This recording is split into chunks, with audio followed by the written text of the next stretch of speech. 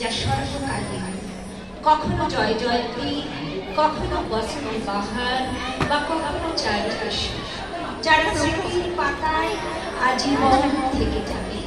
যেমন আজকের এই অনুষ্ঠান অনিলাময়ী স্মৃতি কিশলয় শিক্ষায়তনের বাৎসরিক পুরস্কার বিতরণী অনুষ্ঠান, সঙ্গে কিশলয়ের কচিকাঁচা ও ফুলের মতো সুন্দর শিশুদের নাচ গান কবিতায় সাজানো এই রবীন্দ্র ভবনের মুক্ত উদ্যান।